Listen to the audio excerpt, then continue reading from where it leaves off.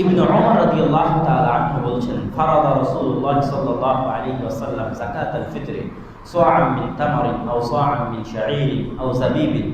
রাসূল সাল্লাল্লাহু আলাইহি ওয়াসাল্লাম ফরজ করেছেন, ফরজ ফিতরা আদায় করা কি ফরজ, ফরজে আইন, প্রত্যেক মুসলিমের উপর ফরজ। রাসূল সাল্লাল্লাহু আলাইহি ওয়াসাল্লাম ফরজ করেছেন ফিতরা আদায় করা এক সা সমপরিমাণ খেজুর থেকে, অথবা গম থেকে, অথবা জব থেকে, অথবা পনির থেকে, অথবা কিশমিশ থেকে।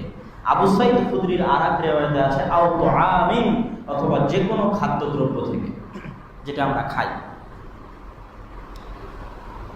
এবং হাদিসে আরো এসেছে, রাসূল সাল্লাল্লাহু আলাইহি ওয়াসাল্লাম বলছেন যে ব্যক্তি মান আদাহা ক্বাবলা সালাতিল ঈদ, যে ব্যক্তি ফিতরা আদায় করলো ঈদের সালাতে যাওয়ার পূর্বে, তাহলে তার ফিতরা মাকবুলাহ, কবুল বলে গণ্য হবে।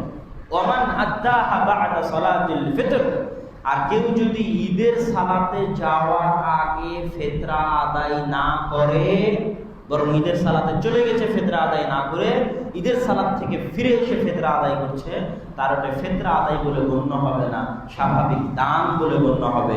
সাদাকাতুম মিনাস সাদাকাত, দানগুলোর একটা সাধারণ দান বলে গণ্য হবে। রাসূল সাল্লাল্লাহু আলাইহি ওয়াসাল্লামের হাদিস।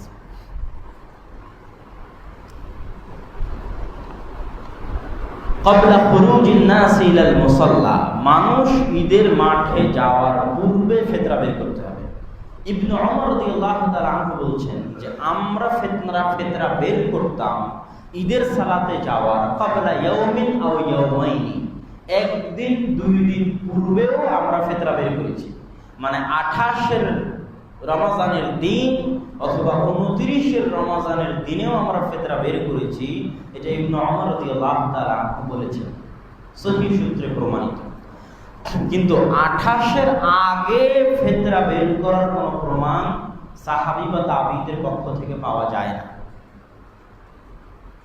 যে আমি 10 রমজানই ফিতরা বের করে দিলাম, 15 রমজানই ফিতরা বের করে দিলাম, এরকম পাওয়া যায় না।